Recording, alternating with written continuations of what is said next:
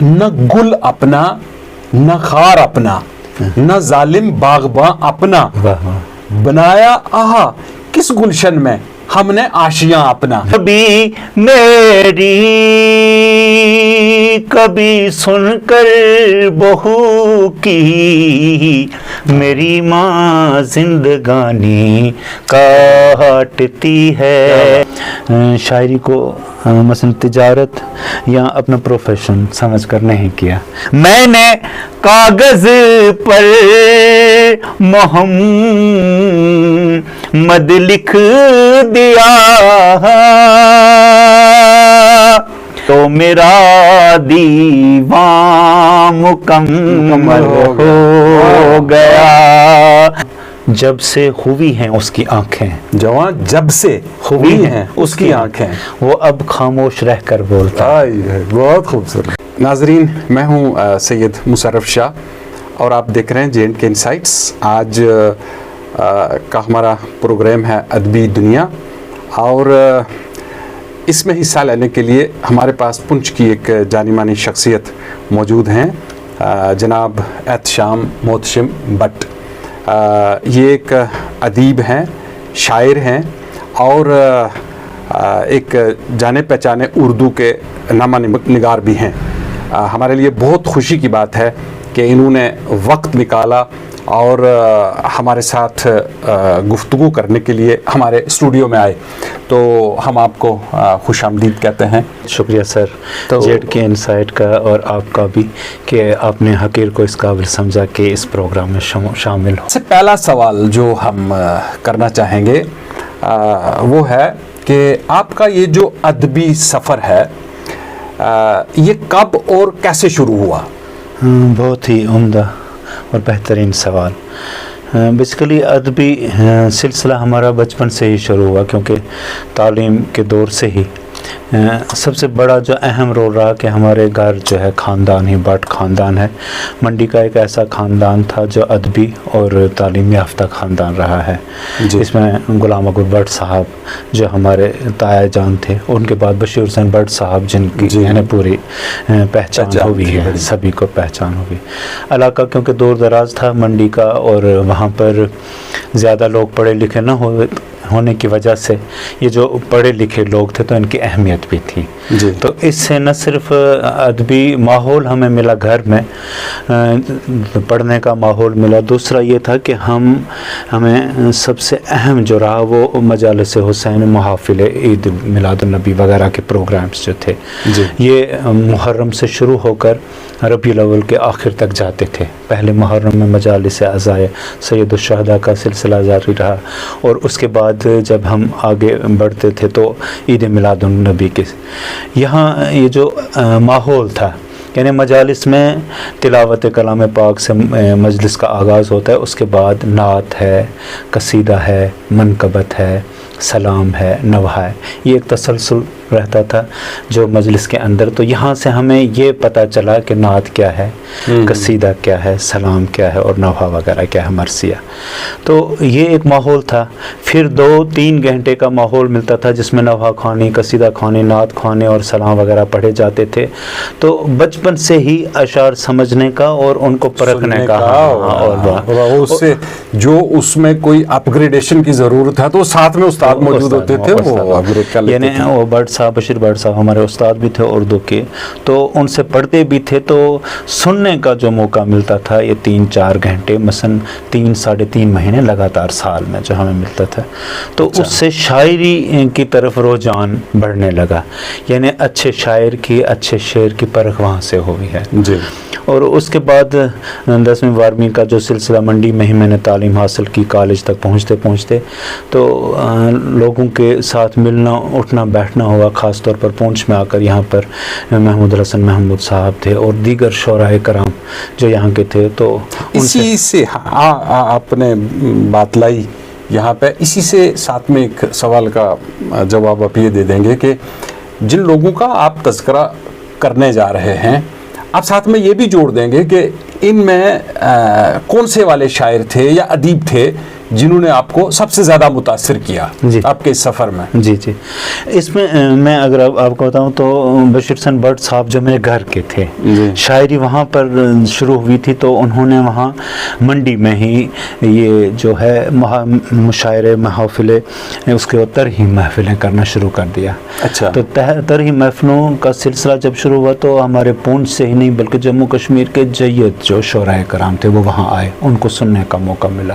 अच्छा। इसमें पंजाब के भी शायर आए, जिनमें सरदार भी थे, हिंदू शायर बहुत सारे थे जिन्होंने हमें मुतासर किया। लेकिन जम्मू कश्मीर के शोरा में यहाँ पर मुझे लगा कि भट्ट साहब ने ज़्यादा मुतासर किया, क्योंकि उनकी शायरी में सुनता रहता था। अच्छा। तो शायरी की तरफ, लेकिन मैं आपको बताऊं कि शायरी करने का मुझे तब तक कोई शौक नहीं। जब मैं पूंछ में आया हूँ, ये 94 की बात है, तो यहाँ पर महमूद साहब से मुलाकात हुई। उनके अलावा यहाँ नए हमारे जो शोराए कराम थे जिनमें लियाकत जाफरी साहब अशार लिखते थे, अनवर खान साहब अशार लिखते थे। यहाँ पर खालिद करार साहब सुरनकोट के, उनका जिक्र करना ज़रूरी समझूंगा क्योंकि बहुत ही अच्छे शायर हैं, अगरचे वो बहुत कम बोलते हैं। उनके अलावा जुल्फ़िकार नकवी साहब हैं, काफ़ी सारे शौरा, काफ़ी सारे मेरे दोस्त हैं जो आज भी लिखते हैं। तो ये शायरी कर रहे थे, मैं नहीं कर रहा था। 2000 में मैं यहाँ से गुरसाई में गया हूँ, एक मदरसा था वहाँ पर कंप्यूटर पढ़ाने के लिए बच्चों को, तो मदरसा इल्म मोहम्मद बाकर, वहाँ पर मुझे बहुत वक्त मिला।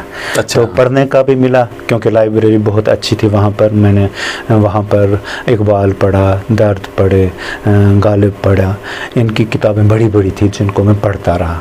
अच्छा। वहीं से मुझे शौक़ हुआ कि मैं लिखूं। जुल्फ़िकार नकवी साहब इनसाइट नाम से एक शुमारा वहाँ पर चला रहे थे। अच्छा। तो उसकी एडिटिंग भी मैं कर रहा था उसके। अच्छा। तो वो उसमें उन्होंने मुझे ज़ोर दिया कि आप गज़ल लिखो। अच्छा। तो मैंने एक आध गज़ल लिखी। जब दूसरे दिन वहाँ पर उन्होंने पढ़ी, वहाँ पर नाजुक साहब हैं, वहाँ पर वो इस वक्त प्रिंसिपल हैं हायर सेकेंडरी स्कूल के, तो वो भी शायरी करते थे और रमूज़ में उनका जवाब नहीं था। तो उन्होंने दूसरे दिन जब मेरा कलाम देखा, पढ़ा, तो वो कहने लगे ये आपने कब लिखी? मैंने कहा आज रात को लिखी। कहने लगे ये नहीं रात में लिखे जाने वाली गज़ल है। मैंने कहा मैंने 6 शेर अशार लिखे हैं। तो कहने लगे नहीं जी ये नहीं मुमकिन हो सकता। अच्छा, इसको बहुत मुद्दत लगती है। हाँ, इसका मुद्दत लगती है। तो मैंने कहा जी मैं बचपन से इस तरफ गायल हूँ, आज रात में बैठ गया तो अखबार के लिए लिखी है। वो बड़े खुश हुए। आईने लेकर चला हूँ पत्थरों के शहर में, ढूंढने एक घर चला हूँ बेघरों के शहर में। क्या करना है परवाज मुझको, छूना है मुझको फलक, बेसरो सामा पड़ा हूँ रहबरों के शहर में। ये गज़ल थी, इसके 5-6 अशार हैं। तो उन्होंने जब पढ़ा तो उन्होंने कहा ये एक शब्द में लिखी जाने वाली गज़ल नहीं है। मैंने कहा नहीं नाजुक साहब मैंने पढ़ी। तो उनकी वो हौसला अफजाई, उन्होंने यहाँ तक कह दिया कि ये बिल्कुल बहर में है ना, इसमें कहीं भी कोई चीज़ जो है वो चेंज करने लायक नहीं है। हाँ, रिदम में एकदम से। तो वहाँ मुझे बड़ा हौसला मिला। उसके बाद मैंने शुरू कर दिया गज़लें लिखना। यहाँ तक कि कुछ लोगों ने जब मेरी गज़लें सुनी तो ये जो अखबार के ज़रिए भी पढ़ी गई तो उन्होंने मुझे सराहा। अयूब शबनम साहब का नाम लेना चाहूँगा। वो एक बज़्म चला रहे थे शाही कृष्ण चंद्र मेमोरियल बज़्म, हाँ, सुरनकोट से। तो उन्होंने कल्चरल एकेडमी के साथ पहला मुशायरा किया। उसमें मुझे बुलाया गया बहैसियत शायर, पहला मुशायरा था मेरा। अच्छा, वो एक रिकॉग्निशन का पहला स्टेप था। हाँ। तो उन्होंने जब बुलाया सुरनकोट में, निज़ामिया मेरे ख्याल एकेडमी में थी, तो खालिद करार साहब वहाँ पर बहुत ही अच्छे सुरनकोट के बेताब साहब हैं, आज़ाद साहब हैं, इनके अलावा बहुत अच्छे अच्छे शायर हैं, उनमें मैं भी एक शायर हूँ। तो मुझे पहले नंबर पर बुलाया जाता है। तो पहला कलाम जो मैंने पढ़ा तो ये सभी शुरा ने मुझे बहुत ही दाद दी और मुझसे एक एक शेर 3-3, 4-4 बार पढ़ाया गया। तो वो मेरे लिए बहुत ही अच्छा रहा। उसके बाद मैं चला हूँ तो लियाकत जाफरी साहब, क्योंकि हमारे दोस्त भी थे तो वो शायरी भी थे, तो रास्ते में उनको मैंने गज़ल सुनाई कि मैंने आज ये कलाम पढ़ा जी, लोगों ने बड़ी तारीफ़ की है वो। तो उन्होंने भी जब सुनी कहा यार ये तो बड़ी अच्छी गज़ल है, अच्छा यार तो शायरी कर, तो क्यों नहीं करता। तो उन्होंने भी मुझे बहुत अच्छी तरह, वो मेरे भाई भी हैं और दोस्त भी, उसके अलावा मेरे दामाद भी लगते हैं, मेरी भांजी उनके घर में है। तो इस वजह से उन्होंने मेरी हौसला अफजाई की।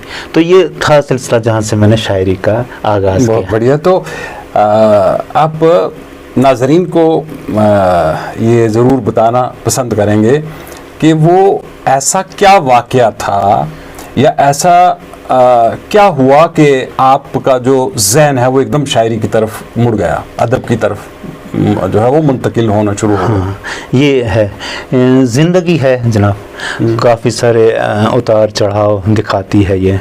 मुझे मसलन शेयर तो नहीं करना चाहूँगा वो हालात ज़िंदगी जो थे, कुछ ना कुछ ज़िंदगी में उतार चढ़ाव होता रहा, जिसकी वजह से मुझे ये जो मदरसा ज्वाइन करना पड़ा रोज़गार के मामले में, तो वहाँ पर रोज़गार तो था मेरे पास, लेकिन घर से दूरी थी, तन्हाई थी, इसके अलावा बहुत सी चीज़ें थी जो ज़िंदगी में देखी थी। तो मैंने सोचा इनको अगर लोगों के सामने बयान करना है तो शायरी से बेहतर कोई नहीं है। और इसमें लिखा भी जब है तो खुदा का ऐसा करना रहा कि मुझे इल्हाम हुआ उसमें, है ना, जो मेरे जहन में था, तो मैंने जब शेर बनाना चाहा तो वो अच्छा शेर बनता चला गया। यही मुझे यहाँ पे आपसे एक सवाल पूछना था कि जब आप शायरी लिखते हैं तो वो तख्लीकी जो अमल है तो वो कैसा होता है उस वक़्त, जैसे वो क्या जज्बात और कैफियत क्या होती है उस वक़्त? बहुत ही अजीब किस्म का ये शायरी का जो लिखने का सिलसिला है। मैं ये आपको बताऊं कि कभी कभार आप ना 2 गज़लें 1 घंटे में लिख लेते हैं, कभी कभार एक शेर लिखने में आपको 1 साल भी लग जाता है। ये तजुर्बात हैं, यानी आप जो कहना चाहते हैं तो कई बार आप 10 गज़लें लिख कर भी उस बात को लोगों तक नहीं पहुंचा लेते, लेकिन कई बार आपने बस कह दिया शेर, वो बहुत अच्छा होता है। मेरे साथ यही रहा है, जब भी अशार हुए हैं मैं ज़्यादातर ज़ोर नहीं लगाता हूँ कि मैं गज़ल एक ही दिन में लिखूँ या कुछ करूँ। जब मुझे जहन होता है रात के अमल में, दिन में, कहीं भी, तो इंशाल्लाह घूमते फिरते अशार लिख लेते हैं और वो बड़ा ही अजीब सा इबादत जैसा लगता है। आप ये ज़रूर बताएंगे कि शायरी आसान काम तो है नहीं और हर कोई शायर भी नहीं बन सकता है, तो ये जो आप तख्लीक करते हैं, चाहे वो नज़म के रूप में हो या गज़ल के रूप में हो, तो इसमें मुश्किल क्या पैदा होती है, लिखते समय क्या मुश्किल आती है? अगर आप ज़बरदस्ती कोई बात अपने अशार में कहना चाहते हैं तो कई बार नहीं लिख पाते, कई बार आप 1 साल भी लगा लें शेर कहने में। तो आसानी का यह है कि कई बार अगर आपको आपका जहन है कि मैं शेर कहूँ, मेरे दोस्त एक हैं मुजाहिद मुगल साहब, वो अपने अशार के, आपके प्रोफेसर भी हैं शायद आप जानते हैं उनका, वो अलीगढ़ से जब आए हैं यहाँ तो नज़म लिखा करते थे। उनका भी है कि वो आज़ाद नज़म लिखते हैं और नहायत खूबसूरत, बहुत ही अच्छा, लेकिन उस आज़ाद नज़म में यह है कि आपके पास बहुत बड़ी फील्ड है जिसमें आप अपना वो तख़य्युल बयान करना चाहते हैं। और ये जो एक और इम्पोर्टेंट बात ये रहती है कि जो आज़ाद नज़म है उसको बहुत सारे जो पैरामीटर्स हैं उसमें आपको आज़ादी ही मिल जाती है, आज़ादी कि कुछ भी डाल सकते हैं आप उसमें। तो वो लिखते थे, यहाँ जब आए तो उनको आज़ाद नज़म तो पसंद की गई उनकी, लेकिन उन्हें ऐसा लगा कि नहीं, आज़ाद नज़म के अलावा मुझे गज़ल और वगैरह दूसरे असनाफ में भी, नात वगैरह में भी जाना चाहिए। तो वो मेरे साथ शेयर कर रहे थे। कई बार उन्होंने भी गज़ल जो लिखी है 1-8 घंटे में सुना दी तो बेहतरीन, नहायत ही खूबसूरत, लेकिन कई बार वो 10-10 दिन बाद भी एक शेर नहीं कह पा रहे थे। तो कल इसका मतलब कुछ ये इल्हामी सिलसिला ही मान के चला जा सकता है कि भाई ये एक मोटिवेशन हुई, कुछ चीज़ जहन में आ गई तो डाल दिया। हाँ जी। और आपने देखा हमारे यहाँ भी बहुत से शायर हैं, लेकिन शायरी इस तरह तो वो शायर नाम लिखवाते हैं लेकिन कर नहीं पाते। उसकी वजह यही है कि शायरी इल्हाम है। जहाँ तक मैंने जो तजुर्बा किया है ये पिछले 10-12-15 साल में, ये आप ज़बरदस्ती नहीं कर सकते।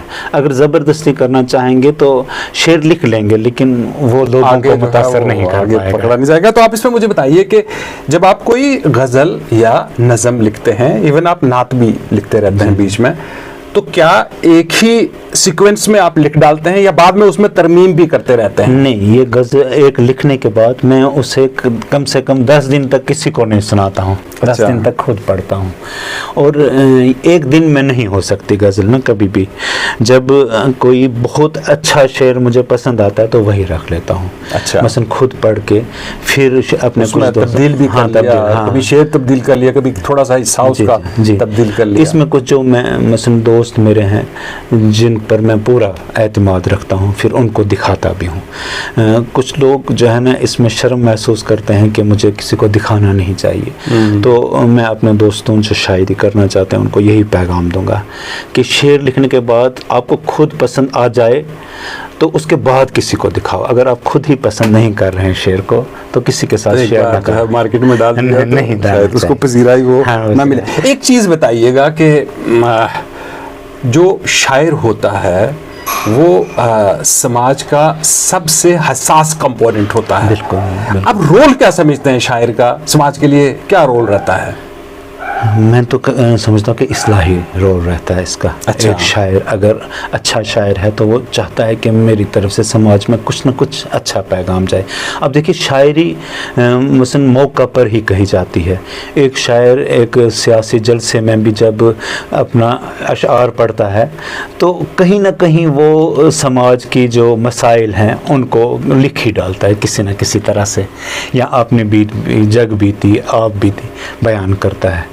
بہت اچھا رول تھا۔ میں تو سمجھتا ہوں کہ ایک شاعر کو بحیثیت تنقید نگار نہیں بلکہ بحیثیت ایک اصلاح نگار ہونا چاہیے۔ یہی سے آپ کا ایک جو سوال اس بات پر بن جاتا ہے کہ کیا آپ روایت پسند شاعر ہیں یا یہ جو جدیدیت ہوتی ہے جس کو آپ کہتے ہیں اس کو بھی آپ اپنی شاعری میں شامل رکھتے ہیں؟ یہ روایت کو چھوڑ نہیں سکتے ہم، کیونکہ شاعری روایت ہی ہے جو ہمارے پاس چلی آئی ہے، ہم اسے چھوڑ دیں۔ ہاں جدت کا معاملہ یہ رہتا ہے کہ آپ جب شاعری میں اپنی جدیدیت لاتے ہیں تو اس سے نکھار ملتا ہے، کیونکہ آج کا ماحول جو مثلا اگر ہم اپنے پرانے شاعراء کی بات کریں جیسے درد ہوئے، میر تقی میر ہوئے، اقبال ہوئے، تو آج کے دور میں ان کے اشعار کو پڑھنے کے لیے سمجھنے کے لیے آپ کو ڈکشنری کی ضرورت پڑے گی۔ ہاں وہ تو یہ جو اونچے لفظ سے اوپر سے گزر جاتے ہیں۔ یہ جو جدید شاعری ہے نا تو اس میں ہمارے آج کے دور کے شاعروں نے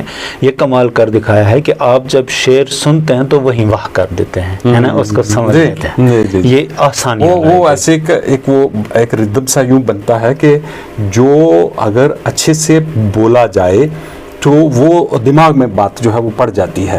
اور جیسے مجھے یاد ہے ایک مرتبہ ہم کہیں بیٹھے تھے، حمدی کشمیری صاحب وہاں پہ ہمیں لیکچر دینے آئے، وہ ریفریشر کورس تھا اصل میں، تو اس میں انہوں نے بڑی خوبصورتی سے چیزیں جو ہے وہ ایکسپریس کی اس شاعری کے تعلق سے، اور وہ ایک بات کہہ رہے تھے کہ جب شاعر کوئی گفتگو کرتا ہے تو وہ یہ نہیں کہتا ہے کہ یہ میں کہہ رہا ہوں، وہ کہتا ہے یہ والی جو بات ہے یہ بلبل کہہ رہی ہے، کبھی باد نسیم کو ذریعہ بناتا ہے، کبھی گل کو ذریعہ بناتا ہے۔ تو وہ ایک شعر جب وہ بول رہے تھے تو اسی وقت ایک دم سے کبھی پڑھا تھا شعر، اس وقت مجھے جو ہے وہ ذہن میں آ گیا، اور وہ شعر کیا تھا؟ نہ گل اپنا نہ خار اپنا نہ ظالم باغباں اپنا، بنایا آہا کس گلشن میں ہم نے آشیاں اپنا۔ تو اب انہوں نے اس شعر کو دہرایا، تو اب میں سمجھ رہا تھا کہ جب انہوں نے اس کو دہرایا، اب میں نے ادھر سے پہلے بولا تھا پر جب ان کی زبان سے نکلا تو وہ جس طرح ایک ایک لفظ زبان سے ایسے دکھا رہے تھے نا، تو وہ اس کی ٹرانسلیشن لیے ہوئے وہ لفظ جو ہے وہ آڈینس تک پہنچ جاتا تھا۔ تو یہ آپ نے بالکل صحیح کہا کہ جب آپ اس شعر کو پڑھتے ہیں یا جو شاعر ہے وہ حساس ہے، وہ معاشرے کی نبض کے اوپر جو ہے وہ اپنی انگلی رکھتا ہے، اور وہ جو کوئی چیز کہتا ہے تو وہ اس وقت معاشرے کی نمائندگی کر رہا ہوتا ہے ویلیوز کے پیرامیٹرز پہ، چاہے وہ سکسیسز ہوں اس کے پیرامیٹر پہ، کوئی ڈیگریڈیشن کے ایلیمنٹس ہوں ان کے اوپر، پھر وہ جو ریلیشن شپ کے ایشوز ہیں ان کے اوپر، تو وہ خوبصورت نمائندگی جو ہے وہ کرتا ہے۔ اب ایک یہاں پہ ہم آپ سے اور سوال پوچھنا چاہیں گے کہ ایک حصہ ہے نظم اور دوسرا حصہ ہے غزل، آپ دونوں میں سے کس کی طرف زیادہ مائل ہیں یا زیادہ متاثر ہیں؟ نظم بہت کم لکھی ہے میں نے، غزل جو ہے اس پر، کیونکہ غزل کے لیے ہمارے پاس یہ بہت بڑی فیلڈ ہے۔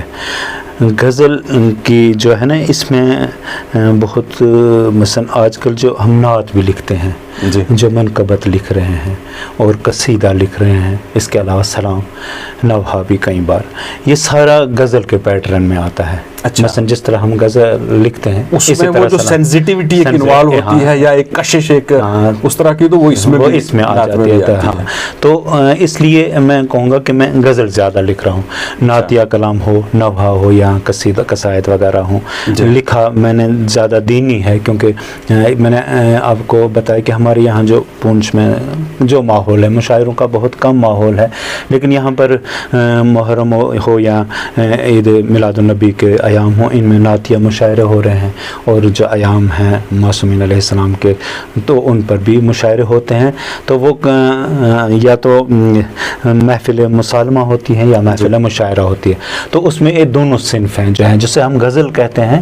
اسی پیٹرن پر ہم قصائد اور نوحے بھی کئی بار لکھ لیتے ہیں، تو اس لیے میں کہوں گا کہ غزل کی طرف میں زیادہ رجحان ہے. تو یہ جو آج کا ادبی منظرنامہ ہے، آپ اس کو کس نظر سے دیکھتے ہیں؟ اس وقت ہمارا جو اس وقت اگر ہم تجزیہ کریں جموں کشمیر میں، تو بہت اچھا اس وقت ادب جو اردو ادب ہے کی طرف لوگ ہیں نا.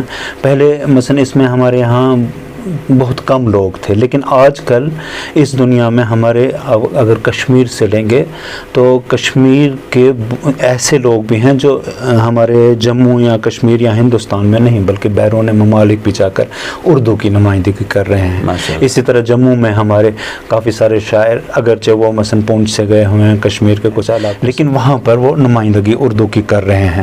تو مجھے لگتا ہے کہ اگر اس طرح آج کا جو ماحول ہے یہ جاری رہا تو ہمارا تابناک ہے، اچھا مستقبل ہے ادب میں ماشاءاللہ. تو جو نوجوان شاعر اب اس میدان میں قدم رکھ رہے ہیں، آپ ان کو کس نظریہ سے دیکھتے ہیں؟ کیا وہ اس چیز کو پکڑ پا رہے ہیں جو ان اونچائیوں کو، یا جیسے وہ ایک ڈائریکشن سی دکھتی ہے تو ان میں وہ ادبی ڈائریکشن اس حوصلہ افزا دکھتی ہے؟ یا کہ یہاں جو ہمارا پونچھ ڈسٹرکٹ ہے اس میں ہمارے نوجوان شاعر بہت ہی کمال کے شاعر ہیں. کچھ لوگ یہاں جو مثلا ادبی ماحول میں نا اتنا اچھے اشعار کئی بار کہہ رہے ہیں. یہ خدا نے مجھے لگتا ہے جو ہمارا پونچھ ہے اس سے کہا بھی جاتا ہے کہ یہاں کی فضا ہی ادبی ہے اور ایسا ماحول ہے. ہمارے منڈی کے سرنکوٹ سے اور مہنڈر سے جو کچھ نوجوان شاعر ہیں جی پونچھ میں بھی اگر لکھتے بہت کم ہیں، وہ فیلڈ میں کم آ رہے ہیں، لیکن اگر لکھنا شروع کریں تو بہت اچھے لکھیں. شبیل الحسن وار صاحب ہیں، وہ لیکچرر ہیں اردو کے جی، تو منڈی سے ان کا تعلق ہے، بہت اچھی شاعری کر رہے ہیں. غزل میں بھی غزل کم لکھتے ہیں لیکن مرثیہ قصائد وغیرہ میں، سلام و نوحہ میں، اس میں ان کو سنتا ہوں کبھی مجالس وغیرہ میں، بہت اچھی شاعری کر رہے ہیں. ان کے علاوہ بھی ہمارے منڈی میں سرنکوٹ میں اچھے لوگ ہیں جو اس میں کچھ اچھے نہیں اس بھی میں امید کی جا سکتی ہے کہ وہ اس سلسلے کو کو اپہولڈ کریں گے آگے وقت میں. تو آپ کیا سمجھتے ہیں کہ اردو ادب کو فروغ دینے کے لیے کیا سٹیپس لیے جانے چاہیے کہ تاکہ اس کو فروغ جو ہے وہ ملتا رہے؟ جبکہ آج تھوڑا سا اس کی طرف جو نظر کی جاتی ہے، جو چاہے وہ ارباب بست و کشاد کے تعلق سے دیکھا جائے تو وہ نظریہ تھوڑا کمزور پڑتا جا رہا ہے. تو آپ کیا سوچتے ہیں، کیا اقدامات اٹھائے جانے چاہیے اس کے فروغ کے لیے؟ میں نے جب شاعری شروع کی تھی تو میں نے آپ کو بتایا کہ میرا مشاعرہ جو پہلے تھا وہ کلچرل اکیڈمی کا، یہاں کچھ ادبی وہ جو شبنم صاحب، ایوب شبنم صاحب کے بزم میں جی، کرشن چدر کے نام سے ایک بزم تھی، تو وہ لوگ کام کر رہے تھے اس اردو کو آگے بڑھانے کے لیے.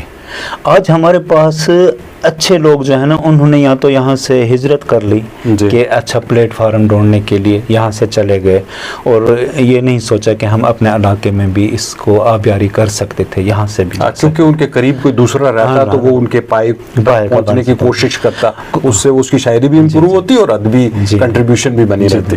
یہاں پر یہ کے ڈی مانی صاحب بہت اچھے شخص بھی ہیں اور ادیب بھی ہیں، تاریخ دان ہیں، یہاں کی تاریخ لکھی ہے، ان کا ذکر بھی کرنا چاہوں گا کہ انہوں نے اپنا نام بنایا لیکن پونچھ میں بیٹھ کے بنایا اور ماشاءاللہ انہوں نے کتابیں لکھی ہیں اچھے سے. میں ان کے ساتھ ملا ہوں, آج بھی وہ شاعری لکھ رہے ہیں. اس کی وجہ سے ان کا ایک بڑا نام بنا ادبی حلقوں میں. جی اچھا, بڑا نام, بہت اچھا.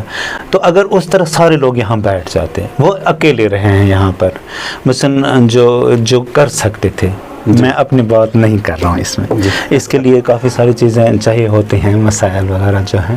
تو وہ لوگ جو تھے نا, جو کر سکتے تھے, وہ یہاں سے چلے گئے, انہوں نے اس شہر کو چھوڑ دیا. آپ نے جو اپنی شاعری ہے کیا اس کو کمپائل کیا ہے کسی بک کے فارم میں؟ ہاں, کوشش کر رہا ہوں, جمع کر رکھا ہے میں نے اشعار. اچھا. کیونکہ میں خود کمپوزنگ وغیرہ کر لیتا ہوں, تو بہت ساری میں نے ٹائپ کر لی ہے, کچھ رہ رہی ہے. تو کوشش کر رہا ہوں کہ سب سے پہلے میرا ایک نعتیہ جو ہے مجموعہ سامنے آ جائے انشاءاللہ. تو اگر وہ مکمل ہو جاتا ہے, اس کے لیے 101 نعتیں چاہیے ہوتی ہیں کم سے کم, تو انشاءاللہ وہ میں جلد ہی منظر عام کر لیں گے.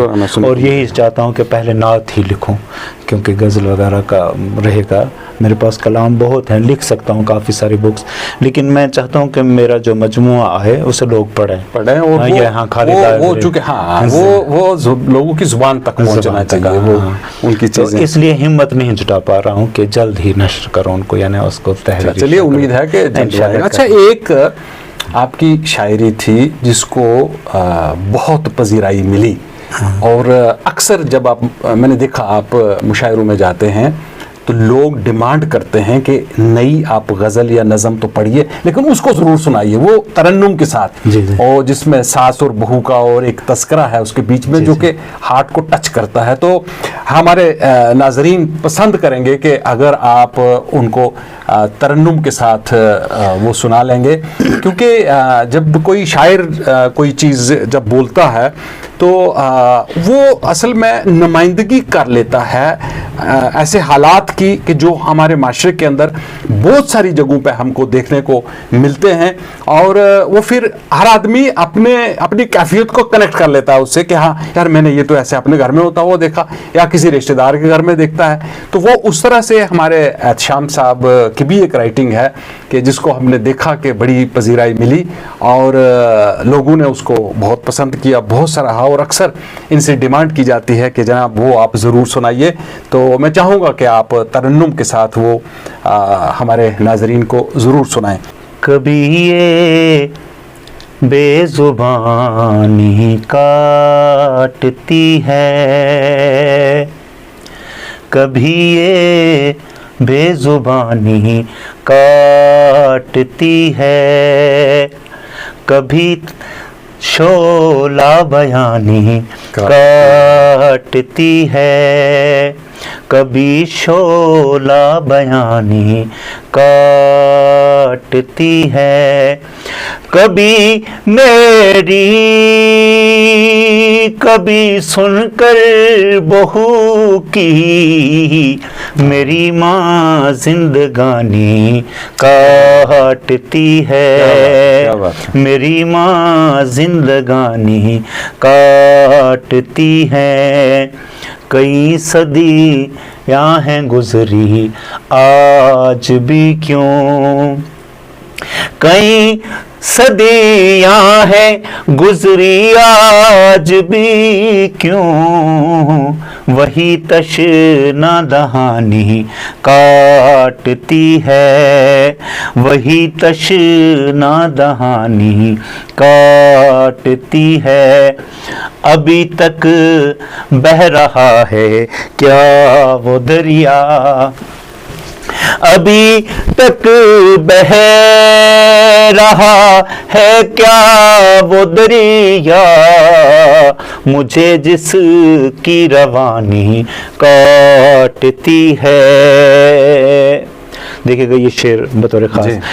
محرم جب بھی آتا ہے میرے گھر, محرم جب بھی آتا ہے میرے گھر, یہ بستی میرا پانی کاٹتی ہے، یہ بستی میرا پانی کاٹتی ہے، کبھی میری کبھی سن کر بہو کی، میری ماں زندگانی کاٹتی ہے۔ بہت خوبصورت۔ پنچ میں کن شعراء کا اس موقع پہ تذکرہ کرنا چاہیں گے کہ جنہوں نے شاعری میں، ادب میں اپنا مقام جو ہے وہ پیدا کیا ہو؟ دیکھیے سر، اگر میں نام لینا چاہوں تو ہو سکتا ہے کوئی نام چھوٹ بھی جائے تو وہ مجھے معاف رکھیں گے، لیکن ہمارے جو ضلع میں جن شعراء کرام نے عالمی شہرت حاصل کی، ان میں چراغ حسن حسرت صاحب کا نام لینا مناسب سمجھاؤں گا۔ دینا ناتھ رفیق صاحب تھے، آفتاب صاحب تھے۔ یہاں ہمارا گاؤں جو ہے پونچھ کے قریب منگناڑ سے تحسین جعفری صاحب تھے، جو بعد میں یہاں سے ہجرت کر گئے، پاکستان میں رہے۔ انہوں نے نہ صرف اردو کی بلکہ پنجابی، گوجری، کشمیری زبانوں کی بھی وہاں پر رہنمائی کی اور بہت شہرت حاصل کی۔ انہوں کی بہت ساری کتابیں بھی آپ کے پاس یہاں پر اویلیبل ہو سکتی ہیں انٹرنیٹ وغیرہ پر۔ اس کے علاوہ میں غلام نقی ساقی صاحب جو ہمارے منڈی کے ریٹائر ہیں تعلیم، محکمہ تعلیم سے، ان کے علاوہ غلام رسول قمر صاحب، ان کا تعلق بھی منگناڑ سے تھا۔ ان کے علاوہ محمود الحسن محمود صاحب کا نام، جو چراغ حسن حسرت صاحب کے بھانجے تھے، مسعود الحسن مسعود صاحب، انہوں نے بڑی خدمت کی ہے۔ نہ صرف انہوں نے شاعری کی بلکہ شعراء کے استاد رہے۔ یہاں پر کافی سارے لوگ جو ہیں، ان میں بھی شامل ہوں، ان سے کافی چیزیں ہمیں سیکھنے کو ملی۔ یہ دونوں بھائی یہاں پونچھ میں اردو ادب کی بڑی خدمت کرتے رہے ہیں۔ کے ڈی مینی صاحب کا نام لینا ضروری سمجھوں گا، کیونکہ ادب کی خدمت کر رہے ہیں، خدا ان کو اور زندگی دے۔ ابھی بھی وہ کمزور ہونے کے باوجود لگے ہوئے ہیں ادب کی خدمات میں۔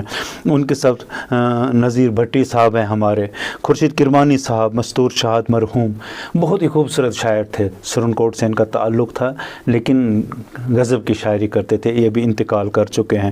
بیتاب صاحب انتقال کر چکے ہیں۔ ناطق جعفری صاحب، آزاد صاحب ہیں۔ ڈاکٹر ذاکر صاحب ہیں ہمارے، گرسائی سے ہیں ان کا تعلق۔ غزل کم لکھتے ہیں لیکن نعت، سلام وغیرہ بہت اچھا لکھتے ہیں۔ نازک صاحب ان کے بھائی ہیں، پرنسپل ہیں ایجوکیشن سے۔ طاہر محمود صاحب ہیں۔ ان کے علاوہ امتیاز ہاشمی صاحب، ان کا تعلق مہنڈر سے ہے۔ سجاد نقوی صاحب ہیں، انور خان صاحب ہیں، لیاقت جعفری صاحب سبھی جانتے ہیں۔ سلیم قریشی صاحب، ان کا تعلق سرنکوٹ سے ہیں، پہاڑی اور اردو میں بہترین شاعری کرتے ہیں۔ یہ جو شاعری کر رہے ہیں، ان کے علاوہ نئے شعراء جو ہیں ہمارے سامنے منظر عام پر آ رہے ہیں۔ مجاہد مغل صاحب پروفیسر ہیں، یہ بہترین، یہیں ہمارے پونچھ کے رہنے والے ہیں، اعلیٰ تعلیم میں ہیں، بہترین شاعری کر رہے ہیں۔ شبیع الحسن صاحب ہے، کیسر تخلص کرتے ہیں، منڈی سے ان کا تعلق ہے، لیکچرر ہیں اردو کے، بہترین شاعری کر رہے ہیں۔ عظمت جعفری صاحب، ان کا گرسائی سے تعلق ہے، بہترین شاعری کر رہے ہیں۔ قربان شہباز صاحب ہیں۔ ڈاکٹر قرار علی جعفری صاحب، یہ پی ایچ ڈی ہیں پرشین کے اور ایران سے تعلیم حاصل کر کے آئے ہیں، بہترین شاعری کر رہے ہیں۔ علمدار عدم صاحب کلچرل آفیسر ہیں، شاعری کر رہے ہیں۔ شبیر عنوان ہیں، شاہ نظامی ہیں، اکبر علی بانڈے ہیں، سبتین انصاری صاحب ہیں، عشرت بٹ ہیں، محمد جعفر بٹ، اور بھی بڑے نام ہیں جو میں سبھی نہیں لے پا رہا ہوں۔ ان لوگوں سے خصوص طور پر معذرت چاہوں گا جن کا میں نام نہیں لے سکتا۔ کبھی کیا ایسے بھی حالات بنے کہ جب آپ نے سوچا ہو نہیں میں یہ شاعری چھوڑ دیتا ہوں، کچھ اور کرتا ہوں؟ ہاں، شاعری مثلا میں نے کبھی اس کو شاعری کو مثلا تجارت یا اپنا پروفیشن سمجھ کر نہیں کیا۔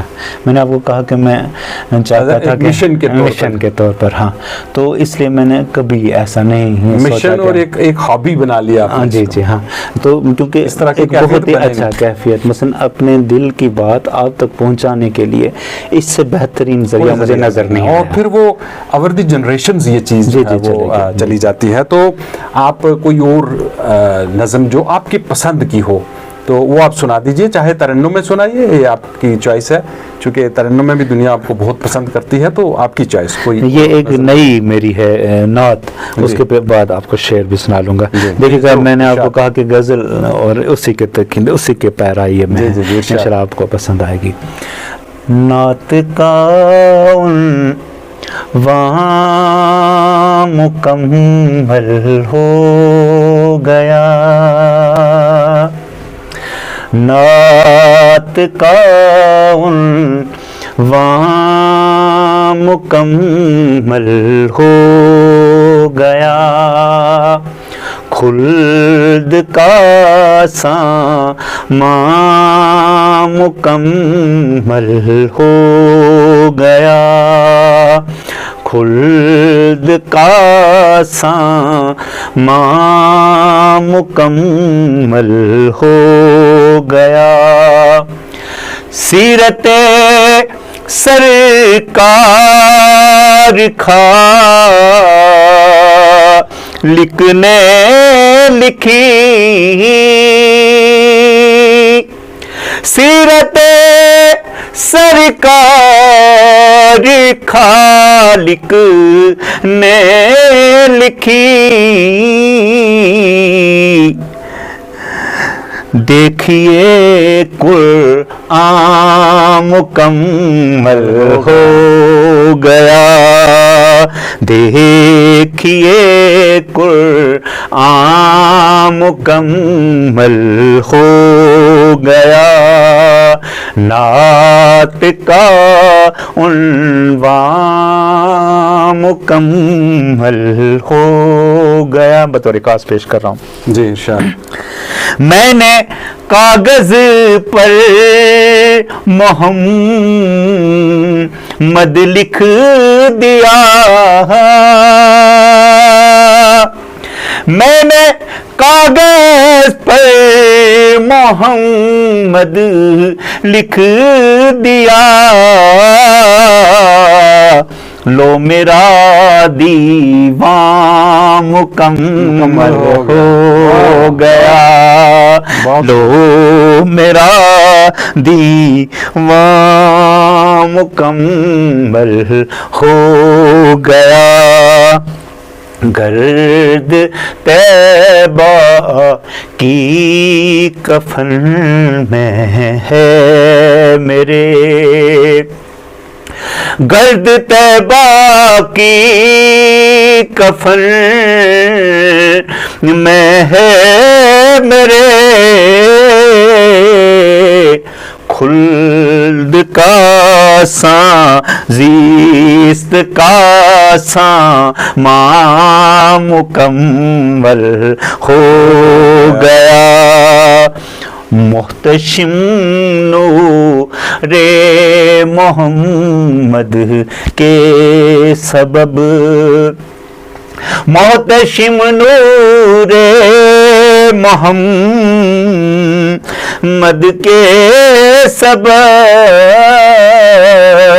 مقصد انسان مکمل ہو گیا۔ آج کے نوجوان لوگ ہیں جو اس طرف تباہ آزمائی کی کوشش کر رہے ہیں، تو آپ ان کو کیا پیغام دینا چاہیں گے؟ تو کس طرح سے اس کے اندر ایک دسترسی حاصل کریں، اور وہ جو مقام پرانے شعراء حضرات کو جو ادبا تھے ان کو جو ملا مقام، تو وہ ان کو بھی حاصل ہو جائے۔ محترم مرحوم بشیر حسین بٹ صاحب کہا کرتے تھے کہ ایک شاعر، اگر آپ نے شاعر بننا ہے تو کم سے کم آپ کو دوسرے شعراء کے 1000 اشعار یاد ہونے چاہیے۔ یہ میں نے ان سے سنا ہے، میں تو یہ مشورہ نہیں دوں گا دوستوں کو، لیکن جو نئے لڑکے ہمارے چاہتے ہیں کہ وہ شاعری کرنا چاہیں، خاص طور پر ہماری بچیاں اور بچے جو آنا چاہتے ہیں اس دنیا میں، بہت ہی خوبصورت دنیا ہے۔ میں نے پہلے بھی آپ سے عرض کی کہ زبردستی نہ کریں، لکھنے کی کوشش کریں جو الہامی طور پر آپ کو اچھا لگے وہ دوسروں کو سنائیں۔ اگر آپ خود پسند نہیں کرتے اپنے شعر کو تو دوسروں تک منتقل نہ کریں، اس سے آپ کی شخصیت پر اثر پڑے گا۔ ہاں، شاعری کے لیے ایک بات ضروری ہے کہ آپ بڑے شعراء کا کلام پڑھیں، بڑے شعراء کا، اور اس سے وہ لیول پتہ چلتا رہتا ہے۔ اور آج کل بہت آسان ہے، ہمارے دور میں کتاب خریدنی پڑتی تھی، آج کل ہاتھ میں کلک کرنا ہے، بس کلک کرنا ہے، آپ اقبال کریں گے آپ کو۔ خوبصورت آپ نے جو ہے وہ کہا، میں سمجھتا ہوں اس کے تعلق سے۔ تو ناظرین، آپ دیکھ رہے تھے JNK انسائٹس، میں ہوں سید مشرف شاہ، اور آج ہمارے پاس جو شخصیت بات چیت کے لیے موجود تھی، جناب मोहतशिम एहतशाम भट्ट साहब, और हम आज के इस प्रोग्राम को एहतशाम साहब के चुने हुए 2-3 अशार के साथ कंक्लूड करना चाहेंगे। आँखों का समंदर बोलता है, इन आँखों का समुंदर बोलता है, मैं चुप हूँ मेरा जौहर बोलता है, मैं चुप हूँ मेरा जौहर बोलता है। वाह वाह वाह, ब्यूटीफुल। ये हुस्ने बेतहाशा भी अजब है, ये हुस्ने बेतहाशा भी अजब है, कई पर्दों के अंदर बोलता है। और ये देखिएगा कि जवां जब से हुई हैं उसकी आंखें, जवान जब से हुई हैं उसकी आंखें, वो अब खामोश रहकर बोलता है। आई, बहुत खूबसूरत, बहुत खूबसूरत। और छुपा लेते हैं हम करवट के किस्से, छुपा लेते हैं हम करवट के किस्से, मगर एक रोज़ बिस्तर बोलता है। वाह यार, और न फनकारी मेरे लफ्ज़ों को समझो, ये गम है जो मुकर्रर बोलता है। ब्यूटी, अगर फन फुर्सत है जो मुकर्रर बोलता है। वाह वाह वाह, न फनकारी मेरे लफ्ज़ों को समझो, ये गम है जो मुकर्रर बोलता है। अगर फुर्सत है तो तारीख पढ़ लो, ये सर नेज़े पे चढ़कर बोलता है। वाह वाह वाह। और ये देखिएगा कोई किस्मत का मारा कह रहा है, कोई किस्मत का मारा कह रहा है, सुनो मेरा मुकद्दर बोलता है। वाह वाह वाह। तो और किसी की बंदगी बेसूद यारो को कोई पूजे तो पत्थर बोलता है। आई है, बहुत खूब। तो नाजरीन, अदबी दुनिया के अगले शुमारे तक आपको खुदा हाफिज़।